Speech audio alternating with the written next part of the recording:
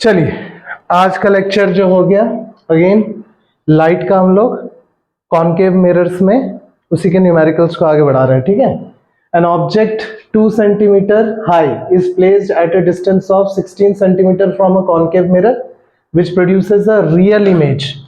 यहाँ पर ध्यान देना, रियल इमेज है 3 सेंटीमीटर हाई, यानी कि इमेज की तुमको हाइट भी दे रखी है, ऑब्जेक्ट की भी तुमको हाइट दे रखी है। ठीक है।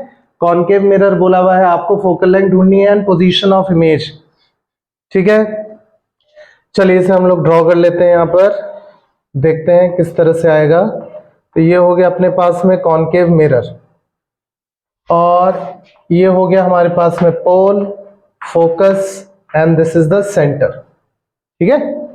सेंटर बोले तो क्योंकि ये स्फेरिकल शेप का है तो इसका एक सेंटर तो होगा ही, राइट। फोकस वो पॉइंट होता है जहां पर सारी रेज जो आते हैं वो रिफ्लेक्ट होने के बाद में कन्वर्ज करती हैं, केंद्रित होती हैं, एक ही बिंदु पर मिलती हैं। तो बच्चों ऑब्जेक्ट जो है वो 2 सेंटीमीटर हाई है। ठीक है। हाइट ऑफ ऑब्जेक्ट दे दिया है, तो ये हो गया आपके पास में +2 सेंटीमीटर। ठीक है, क्योंकि प्रिंसिपल एक्सिस के ऊपर में रखोगे। डिस्टेंस कितना दिया, 16 सेंटीमीटर दिया हुआ है। ठीक है। तो यहां पर ऑब्जेक्ट डिस्टेंस क्या से नापेंगे आप, पोल से उल्टा नापेंगे। तो उल्टा भी हमें पता नहीं है कि बियॉन्ड सेंटर है, क्योंकि हमें फोकस पता होता, या रेडियस ऑफ कर्वेचर दिया गया है, क्या नहीं दिया ना। तो ना रेडियस ऑफ कर्वेचर पता है, तो हम ये नहीं बता सकते कि यहां रखा है कि इनके बीच में रखा है कि वहां पे रखा है, इसीलिए मैं यहाँ पे पॉइंट नहीं कर रहा हूं। तो यहाँ पर ये पोल से आप उल्टा नापोगे, यानी कि इधर से उल्टा आओगे, तो यहाँ पे कहीं तो भी रखा हुआ है, -16 सेंटीमीटर हो गया। फिर आपको हाइट ऑफ इमेज भी दे रखी है बच्चों, कितनी दे रखी है, दैट इज 3 सेंटीमीटर। अब यहाँ पे प्लस लगाऊंगा कि माइनस लगाऊंगा ये भी मुझे नहीं पता। ठीक, चलो चलते हैं। कैसी इमेज प्रोड्यूस कर रहा है, रियल इमेज। अगर रियल इमेज प्रोड्यूस कर रहा है बच्चों, तो रियल इमेज का मतलब क्या होगा, रियल एंड इन्वर्टेड होगा, उल्टा होगा। ठीक है, उल्टा नजर आएगा। तो यहाँ पर मैग्निफिकेशन का फॉर्मूला होता है, क्या आप लिखते हो, magnification is height of image upon height of object. दूसरा फॉर्मूला है आपके पास में, दैट इज -v/u। v क्या था, image distance upon object distance. ये तो दे नहीं रखा इसमें, v हमें पता नहीं है। ठीक है, सिर्फ क्या बोला है, रियल इमेज है। रियल है तो इन्वर्टेड है, इन्वर्टेड का मतलब ये वाला क्या हो जाएगा आपके पास में, उल्टा आएगा। ठीक है, यानी माइनस में आएगा। तो यहाँ पे अब मैं माइनस लगा सकता हूं। तो मैग्निफिकेशन निकाल लेते हैं बच्चों। ये आ गया -3 सेंटीमीटर, और हाइट ऑफ ऑब्जेक्ट कितनी है, दैट इज +2 सेंटीमीटर। सेंटीमीटर से सेंटीमीटर उड़ा दो, तो ये कितना है तुम्हारे पास में, -3/2। 3 का आधा कितना होता है बच्चों, 1.5, दैट इज 1.5। मैग्निफिकेशन में सबसे पहले वैल्यू देखो 1.5 आ रही है, इसका मतलब 1 से ज्यादा आ रही है। 100 में से 100 आता है तो क्या आता है, 1, लेकिन ये तो ज्यादा आ रहा है, इसका मतलब क्या है, ये बड़ा दिखेगा। समझ में आया, इतना समझ में आ गया। मैंने आपको क्या बताया था भाई, 100 में से अगर 100 आते हैं तो आप क्या लिखते हो, उससे 1 लिखते हो। ठीक, तो यहां पर तो ये ज्यादा आ रहा है। 1.5 का मतलब क्या हो गया, 1.5 का मतलब हो गया, पॉइंट हटा दोगे तो क्या आ गया, 15/10।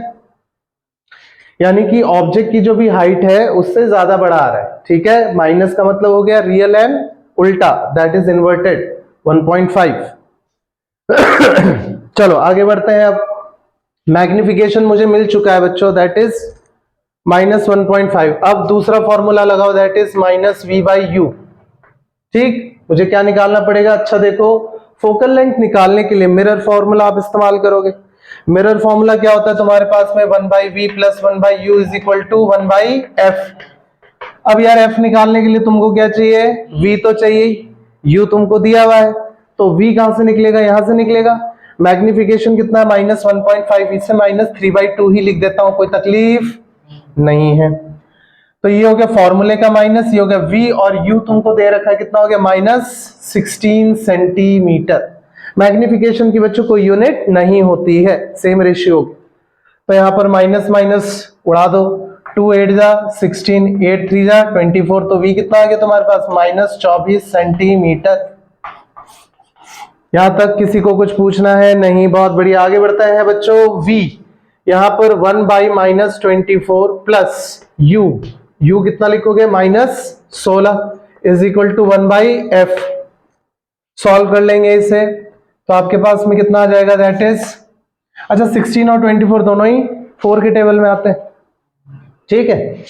तो एलसीएम कितना आ जाएगा बच्चों इसका, कितना आ जाएगा 16 24 है ना, 4 4 जा 16, 4 3 जा सॉरी 4 8 जा 4 6 जा सॉरी 4 6 जा 24, फिर कितना आ गया 2 2 जा 4, 2 3 जा 6, तो एलसीएम आ गया तुम्हारे पास में 4 8 4 2 जा 8, 8 2 जा 16, 16 3 जा 48, तो यहां पर मेरे पास में एलसीएम आ गया 48, 24 2 जा 48, तो 2 1 जा 2, अच्छा प्लस माइनस माइनस 16 3 जा 48, 3 1 जा 3 is equal to 1 by F, ठीक है। आगे बढ़ते हैं, -2 -3 माइनस माइनस प्लस करोगे, साइन माइनस का ही आना है, तो ये आ गया -5 by 48, it is equal to 1 by F, यहां तक ठीक है। अभी देखो यहां पर उल्टा कर दोगे, फ्लिप कर दो, उल्टा कर दो, एफ इज इक्वल टू कितना आ गया -48 बाई 5, डिवाइड मारोगे तो आपके पास में आंसर आ जाएगा -9 5 9 45 6, ठीक है 9.6 सेंटीमीटर। फोकल लेंथ कैसा आया, माइनस में आया है, आना भी चाहिए, फोकल लेंथ आप उल्टा ही नापोगे, समझ में आया।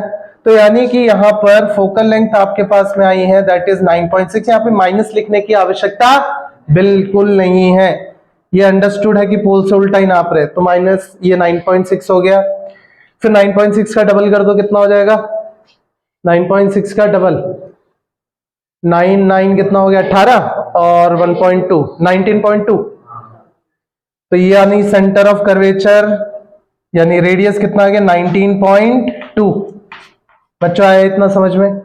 अच्छा ऑब्जेक्ट कहां रखा तुमने, 16 पे, 16 का मतलब कहां रखा, यहां पे कहीं तो भी रखा होगा इन दोनों के बीच में, तो जब तुमने ऑब्जेक्ट को यहां पर कहीं पर रखा बच्चों 16 सेंटीमीटर में, तो केस वाइज क्या हमने पढ़ा था, अगर बिटवीन सेंटर एंड फोकस रखते हैं तो इमेज कहां मिलती है, बियॉन्ड सेंटर, और अगर बियॉन्ड रखते तो बिटवीन में मिलता, समझ में आया, दैट्स इट, कीजिए।